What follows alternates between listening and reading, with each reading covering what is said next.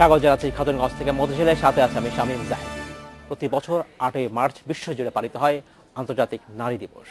এর পেছনে রয়েছে নারী শ্রমিকদের অধিকার আদায়ের সংগ্রামের ইতিহাস। বিশ্ব নারী দিবসের এবারের প্রতিপাদ্য বি বোল্ড ফর চেঞ্জ, পরিবর্তনের জন্য সাহসী হও। আজ আমরা আলোচনা করব নারী উদ্যোক্তাদের নিয়ে। এ নিয়ে কথা বলতে আমার সাথে স্টুডিওতে রয়েছেন গাজীপুর জেলা পরিষদের সদস্য রাশিদা খন্দকার এবং নাটাই মহিলা উন্নয়ন সংস্থার পরিচালক ফৌজিয়া খাতুন। তবে আলোচনা শুরু করার আগে দেখে নেব একটি প্রতিবেদন। যুক্তরাষ্ট্রের নিউ ইয়র্কে 1857 সালে সুতা কারখানার নারী শ্রমিকরা তাদের কাজের সময় 12 ঘন্টা থেকে 8 ঘন্টায় কমিয়ে আনা, বৈষম্যহীন ন্যায্য মজুরি, কর্মক্ষেত্রে সুস্থ ও স্বাস্থ্যকর পরিবেশ নিশ্চিত করার দাবিতে আন্দোলনে নামেন। আটক হন অনেক নারী শ্রমিক। 1908 সালে নিউ ইয়র্কের সোশ্যাল ডেমোক্র্যাট নারী সংগঠনের উদ্যোগে জার্মানির সমাজতান্ত্রিক নেত্রী ক্লারা জেটকিনের নেতৃত্বে অনুষ্ঠিত হয় প্রথম আন্তর্জাতিক নারী সম্মেলন। জার্মান কমিউনিস্ট পার্টির প্রতিষ্ঠাতাদের অন্যতম ছিলেন ক্লারা। 1910 সালে ডেনমার্কের কোপেনহেগেনে অনুষ্ঠিত হয় দ্বিতীয় আন্তর্জাতিক নারী সম্মেলন। 17টি দেশ থেকে সম্মেলনে যোগ দেন 100 নারী প্রতিনিধি। কোপেনহেগেনের সম্মেলনে প্রতি বছর 8 মার্চকে আন্তর্জাতিক নারী দিবস হিসেবে পালনের প্রস্তাব করেন ক্লারা। সিদ্ধান্ত হয় 1911 সাল থেকে নারীদের সম অধিকার দিবস হিসেবে পালিত হবে দিনটি। দিবসটি পালনে এগিয়ে আসে বিভিন্ন দেশের সমাজতন্ত্রীরা। দ্রুতই বিশ্বের বিভিন্ন প্রান্তে ছড়িয়ে যেতে থাকে নারী অধিকার বিষয়ক সচেতনতা। 1914 সাল থেকে বেশ কয়েকটি দেশে 8 মার্চ পালিত হতে থাকে নারী দিবস। বাংলাদেশেও 1971 সালে স্বাধীনতা লাভের আগে থেকেই এ দিবসটি পালিত হয়ে আসছে। 1975 সালে 8 মার্চ পায় আন্তর্জাতিক স্বীকৃতি। বিশ্বজুড়ে দিবসটি পালনের আহ্বান জানায় জাতিসংঘ। সেই থেকে নারীর সম অধিকার আদায়ের অঙ্গীকারে পৃথিবী জুড়েই পালিত হচ্ছে দিনটি। এবছর বি বোল্ড ফর চেঞ্জ প্রতিপাদ্যের মাধ্যমে এসেছে লিঙ্গ নিরপেক্ষ ও উন্নত বিশ্ব গড়ার ডাক। Sadia Afrin, independent news. শুরু করছি আমরা আলোচনা। ফৌজিয়া খন্দকার, রাশিদা খন্দকার এবং ফৌজিয়া খাতুন, আপনাকে স্বাগত জানাচ্ছি অনুষ্ঠানে। কেমন আছেন আপনারা?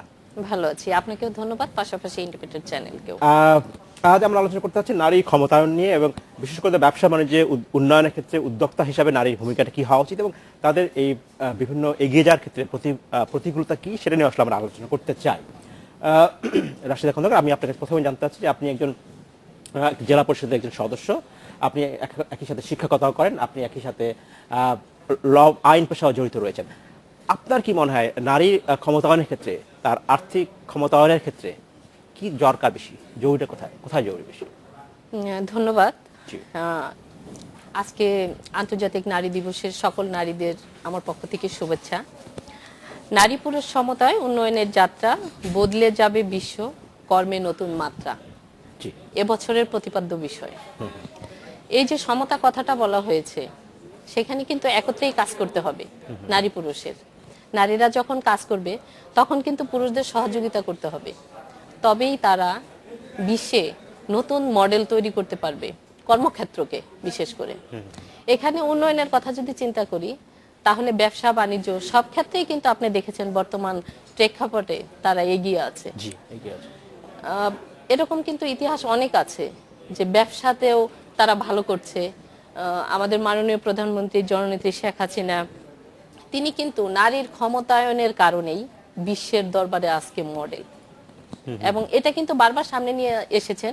এবং এর জন্য কিন্তু তিনি, আপনি জানেন যে বেশ কিছু অ্যাওয়ার্ড পেয়েছে, তার মধ্যে স্বীকৃতি হিসাবে UN women planet 50-50 champion, global partnership forum agent of change award. ধন্যবাদ রাশিদা খন্দকার। আমি আপনার কাছে ফিরে আসবো। ফৌজিয়া খাতুন, আমি আপনার কাছে জানতে চাচ্ছি যে আপনি একই বিভিন্ন কাজ করেন, এর কাজে একটা বড় অংশ হচ্ছে আপনি মহিলা কর্মীদের কাজ করেন, যারা আসলে নারী উদ্যোক্তা হিসাবে যারা উঠতে চায় এবং তাদেরকে আপনি প্রশিক্ষণ দিয়ে থাকেন, তাদের তৈরিকৃত পণ্যের বাজারজাতকরণে সাহায্য করে থাকেন। কি সেই কাজ, এবং সেই কাজ করতে যে আপনি কি ধরনের বাধা দেখেন? ধন্যবাদ আপনাকে এবং ইন্ডিপেন্ডেন্ট টিভিকে, এবং আজকে আমি তো সবাইকে শুভেচ্ছা জানাই এই চ্যানেলের মাধ্যমে বিশ্বের সকল নারীকে। জি, আজকে উইমেন্স ডে, সেজন্য আমার পক্ষ থেকে এবং আমার দেশের পক্ষ থেকে আমি সবাইকে ধন্যবাদ জানাই। তো নারী উদ্যোক্তা হিসেবে আমি কাজ করি এবং আমার প্রজেক্ট আছে, সেখানে আমার কিন্তু সব মহিলারা কাজ করে এবং আমার মহিলারা যারা কাজ করে তারা গ্রামের মহিলা। আমি একটু বিশদভাবে বলতে চাচ্ছি, সেখানে আমার ক্রাইটেরিয়া আছে, তারা হতদরিদ্র, তারা স্বামী পরিত্যক্তা, তারা বিধবা, এই ধরনের মহিলাদেরকে নিয়ে আমার মূলত কাজ। আমি তাদেরকে নিয়ে কাজ করি।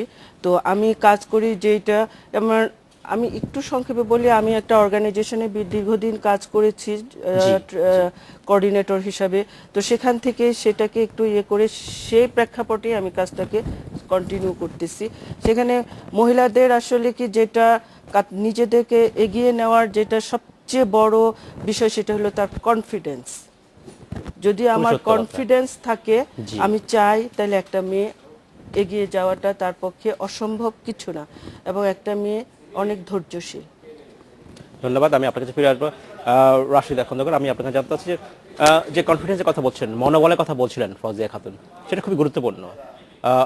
আমি যদি জানতে চাই যে একজন এক সমাজে যখন একজন মহিলা তার একটা বড় দায়িত্ব হচ্ছে সংসার, তিনি তার প্রতিপালন করেন, তার বাচ্চাদের প্রতিপালন করেন, তারপরে কিন্তু তার কাজটা করতে হচ্ছে, এবং যে কাজটা করতে হচ্ছে সেই কাজে কিন্তু কোনো বাড়তি কোনো ছাড় পাচ্ছে না। সে একটা অফিসে কাজ করতে হয়, অথবা যদি ব্যবসা করে তার ব্যবসায় কাজ করতে হয়। এই দুইটার মধ্যে যেটা ব্যালেন্সিং করতে হয়, এই ব্যালেন্সিংটার জন্য মনোবল তো অবশ্যই লাগবে। এর পাশাপাশি কি প্রয়োজন আসলে? পাশাপাশি সবচেয়ে বড় জিনিস যেটা হচ্ছে যে আপনার পরিবারের সাপোর্ট লাগবে। অবশ্যই সেটাও লাগবে। হ্যাঁ, সেই সাপোর্ট ছাড়া হয়তো কেউ আসতে পারবে না। আজকে কিন্তু আপনি জানেন যে আন্তর্জাতিক নারী দিবস উপলক্ষে আমাদের চীন মৈত্রী সম্মেলন কেন্দ্রে একটা প্রোগ্রাম হয়েছে। সেখানে জয়িতা যারা, তাদেরকে আপনার পুরস্কৃত করা হচ্ছে। এখানে জয়িতা কিন্তু বিভিন্ন ক্যাটাগরিতে হতে পারে। একদম সেটা হচ্ছে যে আপনার সমাজসেবা ক্যাটাগরিতে, তারপরে বিভীষিকা মুছে অনেক নারীরা দেখবেন যে অ্যাসিড দগ্ধ, তারপরে সমাজে নির্যাতিত, অনেক সময় দেখা যায় তারা যৌনকর্মী, সেখান থেকে কিন্তু আবার ফিরে আসে। ফিরে এসে তারপর তারা নিজেদের কর্মসংস্থান গড়ে তোলে। আজকে কিন্তু এরকম একটা নারী আপনার জয়িতা হিসেবে পুরস্কার পেয়েছে, কিছুক্ষণ আমি আগে দেখেছি। তো এই যে সাপোর্টটা, এটা কিন্তু তাকে কেউ না কেউ সহযোগিতা করেছে, তারপর সে তার নিজের জীবনটা পাল্টাতে পেরেছে আর কি, পাল্টাচ্ছে। তো যে জিনিসটা আমি বলতে চাই যে আমিও কিন্তু 2014 সালের জয়িতা, সেটা সমাজসেবা ক্যাটাগরিতে। যদি আপনি মনে করেন যে এখানে আমার ইতিহাসটা একটু তুলে ধরবো এবং সমাজ সেটা দেখবে যে আমি কিভাবে আজকে এই পর্যন্ত আসলাম। আমি যখন ক্লাস 10 বছর বিয়ে করে ফেলি, সেটা কিন্তু একান্তই মানে বাল্য বিবাহ বলবো, বর্তমান প্রেক্ষাপটে সেটা শিশু বিবাহ। হ্যাঁ, তখন কিন্তু আমি পরিপক্ক না, তারপরেও কিন্তু আমি ওই বছরই মা হতে চললাম। এটা শুধু আমার নির্বুদ্ধিতার কারণেই হয়েছে, কারণ আমি বুঝি না যে একটা মেয়ে কিভাবে মা হয়। হ্যাঁ, যখন মা হয়েই গেলাম তখন এটা একটা বিরক্তকর ছিল। আমি কিন্তু ক্লাসের একজন খুব ভালো মেধাবী ছাত্রী ছিলাম। বাচ্চাটা যখন হয়ে গেল আমার, তখন আর পড়াশোনাটা হয়ে উঠলো না, কারণ আমি সায়েন্সের ছাত্রী ছিলাম। আজকে কিন্তু আমার কথাটা বিশ্ব শুনছে আপনার চ্যানেলের মাধ্যমে। যখন আমি মা হয়ে গেলাম, পড়াশোনা করতে পারছি না, যেহেতু আমি বিজ্ঞানের ছাত্রী ছিলাম। আপনি পরে পড়াশোনা করেছেন এবং আপনি এবং সেটা কিন্তু ইন্টারমিডিয়েট পাস করেছি আমি, এসএসসি পাস করেছি 95 সালে, আমাকে আইসি পাস করতে হচ্ছে 2000 সালে। এটা খুব সাধারণ তাই হয়ে থাকে। এবং আপনি এরপরে মাস্টার্স করেছেন? হ্যাঁ, মাস্টার্স করেছি, নিবন্ধন করেছি, ল পড়েছেন। হ্যাঁ, ধন্যবাদ রাশিদা খন্দকার। আমি আপনার কাছে ফিরে আসবো। ফৌজিয়া খাতুন, আপনার কাছে জানতে চাচ্ছি যে আমরা প্রায় বলি নারী ক্ষমতায়ন। নারী ক্ষমতায়ন আমার একটা বড় একটা অংশ হচ্ছে যে শুধু রাজনৈতিক ক্ষমতা অর্জনের ক্ষমতা নয়, শিক্ষাক্ষেত্রে ক্ষমতায়ন নয়, মূল ক্ষমতা একটা বড় কথা বলা হয় যে আর্থিক ক্ষমতা। একজন মানুষ হতে পারে না যতক্ষণ সে আসলে অর্থ উপার্জন করতে পারে, এবং এটা নারীদের ক্ষেত্রে বেশি প্রযোজ্য বাংলাদেশের ক্ষেত্রে, অন্তত বাংলাদেশের প্রেক্ষিতে। শুধু কি আর্থিকভাবে উনি যদি একটা মহিলা চাকরি করেন বা উনি ব্যবসা করেন, এই আর্থিক, তাহলে কি আসলে আর্থিক ক্ষমতায়ন হবে, নাকি এর সাথে আর কিছু বাড়তি কিছু? না, একটা মানুষ যখন অর্থনৈতিকভাবে সে স্বাবলম্বী হয়, সে হয়তো স্বাবলম্বী অর্থ উপার্জন করছে, কিন্তু এটা যে তার অধিকার, এই যে অর্থটা যে তার, এটা সম্পর্কে তার ধারণা থাকতে হবে। তার অধিকার সম্পর্কে প্রথমত যে তার রাইটসগুলি সম্পর্কে তার ধারণা থাকতে হবে। যেমন দেখা যায় আমাদের দেশে ম্যাক্সিমাম মহিলারাই অর্থ উপার্জন এখন করতেছে বা করছে, করে যে হ্যাঁ, কোনো ভাবে, এবং আমি যে ঘরে কাজ করি এটারও যে একটা আর্থিক মূল্যায়ন আছে এটাই সে জানে না। তো এখানে দেখা যায় যে সে অর্থ উপার্জন করছে ঠিকই, সে যন্ত্রের মতো, তার টাকা তার না, কে সেখানে নেয় তার টাকা, কে নেয়? তার তার টাকা তার স্বামী নেয়, তার পরিবার নেয়, তার কোনো রাইটস নাই, তার কোনো ভোকাল নেই, তার কোনো কিন্তু সেই sound টাকাটা নেই। কি কোথায় ব্যয় হয়? যেখানে ব্যয় তার হোক। স্বামী যদি সেই টাকাটা পরিবারে ব্যয় করে, একজন মহিলা যে টাকা হ্যাঁ। উপার্জন করছে সেটা কি তার পরিবারে ব্যয় হওয়া উচিত নয়? ব্যয় হওয়া উচিত, আমি মনে করি ব্যয় ব্যয় হবে, কিন্তু আমি যে পার্সন, আমি যে মানুষ, সিদ্ধান্ত আমারও তাকে নিতে মতামত হবে। নিতে হবে, তার সিদ্ধান্ত নিতে হবে, সে আমাকে কোথায় প্রায়োরিটি দিতে হবে। আমি সব করে ফেলবো তা না, Absolutely. কিন্তু সংসারটা দুইজনের, Absolutely. হ্যাঁ দুইজনে মিলে আমি সংসার করব। কিন্তু এখানে আমি নারী, আমি পিছনে, তুমি পুরুষ, তুমি আগে, তা কিন্তু না। সমান সমান থাকতে হবে। আমি কিন্তু আমার মেধা দিয়ে পয়সাটা উপার্জন করছি, কিন্তু আমিও সিদ্ধান্ত নিতে পারি। আসো হয়তো আমি ভুল করব, কিন্তু আমাকে সুযোগ দাও, জি। আমিও পারবো। ধন্যবাদ। আমাদের নিতে হবে একটি বিরতি। আমরা নিচ্ছি একটি বিরতি, আমাদের সাথেই থাকবেন, ফিরছি শীঘ্রই।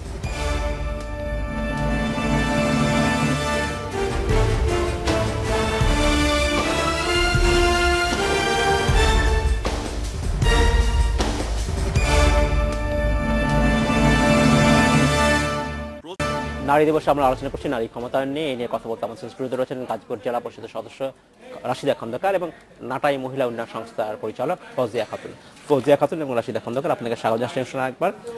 রাশিদা খন্দকার, আমি আপনার কাছে বিষয়ে জানতে চাচ্ছি যে আমরা বলছি নারী ক্ষমতায়ন হচ্ছে, বিভিন্ন ক্ষেত্রে বাংলাদেশের নারী এগিয়ে যাচ্ছে, কিন্তু তারপরেও কিন্তু আমরা দেখছি যে নারীর প্রতি যে যে সহিংসতা তা কিন্তু খুব যে কমছে তা না। আমরা প্রায় খবরে দেখি, পত্রপত্রিকায় দেখি, টেলিভিশন সংবাদে দেখি যে নির্যাতনের শিকার হচ্ছে। এই যে যেমন খাদিজার কথা ধরেন, হ্যাঁ, এটার কারণটা কি? এটার কারণটা কি?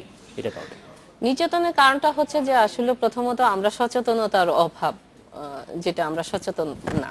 কিন্তু যদি- সচেতন, কিন্তু এটা পরিবার থেকে শিখে আসা কথা। এটা তো এই আমি নির্যাতন তো প্রথমে আজকের কথা না। বলেছিলাম যে যে জিনিসটা যে আমাকে উঠে আসতে হলে পরিবারের আন্তরিক একটা সহযোগিতা লাগবে। পরিবারের সহায়তা। হ্যাঁ, পরিবারের সহযোগিতা ছাড়া কখনোই কোনো কিছুর উন্নয়নই সম্ভব না। পরিবারের পাশাপাশি সমাজের সহযোগিতা লাগবে, রাষ্ট্রের সহযোগিতা লাগবে, যারা প্রভাবশালী বৃত্তশালী আছে তাদের হচ্ছে আন্তরিকতা লাগবে। আপনার আন্তরিকতার অভাব থাকলে আবার সেখানে পিছিয়ে পড়তে হবে, যে ক্ষেত্রেই নারীরা যাক না কেন। কিন্তু আইন, মানে এখানে আপনি যে কথা বলছেন এটা বড় হ্যাঁ। গুরুত্বপূর্ণ কথা বলছেন, আইনের কথা বলছেন, সরকারের সহযোগিতা করা, রাষ্ট্রের সহযোগিতা করা। আমরা প্রায় দেখি যে এই ধরনের ঘটনায় যদি কখনো রাজনৈতিক ব্যক্তি জড়িত থাকে তার বিচার হয় না। এর কারণটা কি? আমি এই প্রশ্ন আপনাকে এই জন্য করছি, আপনি যেহেতু গাজীপুর জেলা পরিষদের সদস্য, যেহেতু আপনি রাজনীতির সাথে সংশ্লিষ্ট, আসলে সেটাই আমি তা জানতে না, চাই। রাজনৈতিক ভাবে বিচার হয় না তা না, এরকম ইতিহাস সাধারণ- বোধহয় আমি দেখি না না, যে না, এটা আইনটা নিজস্ব সাধারণত গতিতেই চলে। না, চলে না, এটা ঠিক নয়, চলে না।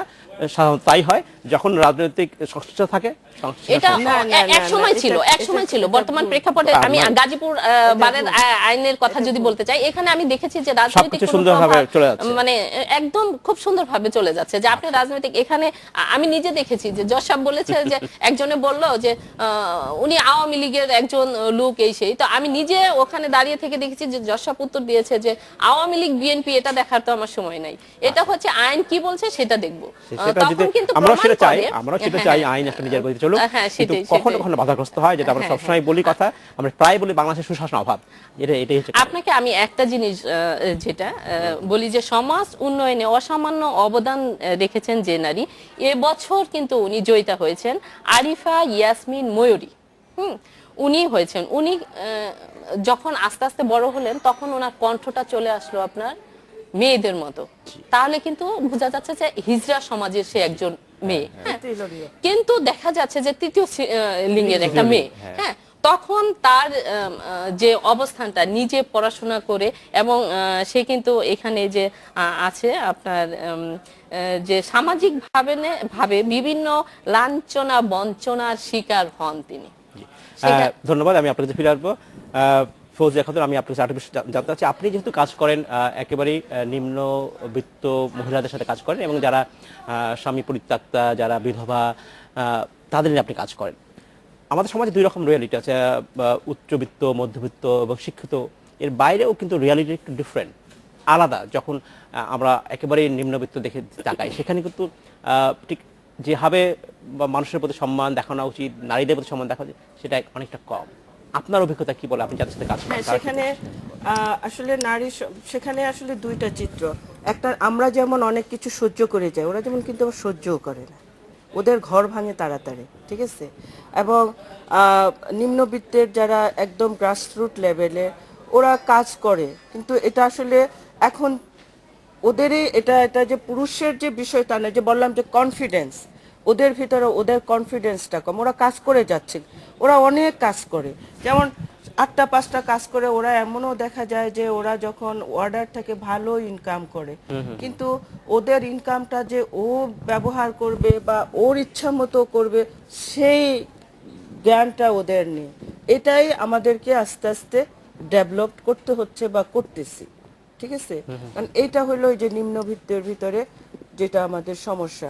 দেখা যায় যে স্বামী তার টাকাটা নিয়ে যে গ্যাম্বলিং করে শেষ করে ফেলল, তার ইয়ে নেই, সে তার ঘর ভাঙার ভয়ে চুপ করে রইল, ঠিক আছে। এটা এক সময় ছিল, না, এক সময় ছিল, ছিল। বর্তমান প্রেক্ষাপটে তো অনেক কমে গেছে, অনেক কমে গেছে। তারপরে কারণ এই যে- এখন আপনার শিক্ষার মান বাড়ছে, তারপরে শিক্ষার হার যখন আপনার একটা ব্যক্তি শিক্ষিত হবে তখন কিন্তু সে আর মূর্খের গণ্ডিতে থাকবে না, তখন নিজেকে সে এমনিতেই পরিবর্তন করে নিয়ে আসতে পারবে। শিক্ষার সংজ্ঞা কি? আচ্ছা। আমরা যদি তাই বলি, আপনি বলছেন খাদিজার কথা, খাদিজাকে আহত করেছিল তারই ক্লাস ফ্রেন্ড বা বন্ধু। সেটা তার বর্বরতা, আমি মনে করি সেটা তার বর্বরতা না না ছিল।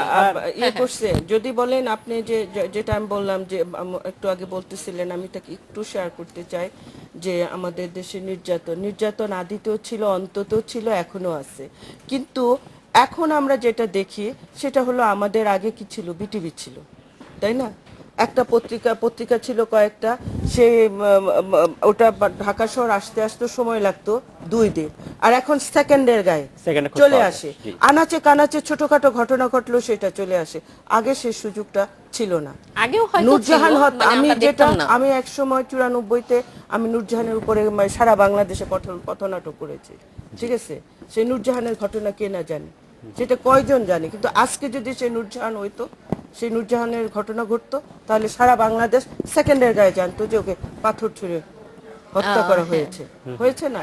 তো এখন যে নির্যাতন হয়, আমাদের যে মেহের আফরোজ চুমকি, আমি তো দেখি তার রাত নাই দিন নাই, মানে মহিলাদের উপরে সে পঙ্খির মতো উড়ে উড়ে তাকে সাপোর্ট দেওয়ার জন্য যাচ্ছে, মাননীয় প্রধানমন্ত্রীর নির্দেশে তাকে সাপোর্ট দিচ্ছে। ধন্যবাদ। আমি আপনার কাছে আর বলতে ফিরে আসতে পারার সময় কম, আমাদের হাতে একদম সময় কম। রাশিদা খান, আপনার কাছে জানতে চাচ্ছি যে আমরা প্রায়, আপনিও বলছিলেন যে পরিবারের সাহায্য ছাড়া আসলে হয় না, কিন্তু তার চেয়েও যদি প্রতিকূল অবস্থা থাকে, পরিবার সাহায্য করছে না, তখন একজন নারী বা একজন মানুষ কিভাবে সামনে এগোবে? তখন তার অবশ্যই চিন্তা করতে হবে, যারা সাপোর্ট করছে না তারা তো দুবেলা দুমুঠো ভাত আমাকে দিয়ে যাবে না। হ্যাঁ, আমাকে খেতে হলে আমাকেই উপার্জন করতে হবে। তখন ওটা কেয়ার না করে চললেই আমার মনে হয় যে বেটার, যে আমার রোজগারটা আমাকে করতে হচ্ছে, আমার 3 বেলার খাবারটা আমাকেই খেতে হচ্ছে, বাচ্চাদের পড়াশোনার খরচটা আমাকেই দিতে হচ্ছে। পিছের লোকে কি বললো এটা আমার না দেখলেই বোধহয় বেশি তখন ভালো একজন হয়। হ্যাঁ। নারীকে বা একজন মানুষকে তখন এগিয়ে যেতে হবে, এগিয়ে যেতে হবে একলা নিজ একলা গতিতে। চলে যেতে হবে। যদি কেউ তোর ডাক ডাক শুনে শুনে কেউ কেউ না না আসে, তবে আসে, তবে একলা একলা চলো। চলো, একলা চলো। রাশিদা খান, আপনাকে অসংখ্য ধন্যবাদ। ফৌজিয়া খাতুন, আপনাকে অসংখ্য ধন্যবাদ। আজকে আমাদের শেষ করতে হচ্ছে, ভবিষ্যতে নিশ্চয়ই আপনার সাথে আমরা আবার কথা বলবো। ধন্যবাদ। এই ছিল আজকে আমাদের খাতুনগঞ্জ থেকে মধ্যে ছিল, আমাদের সাথেই থাকবেন, দেখা হবে।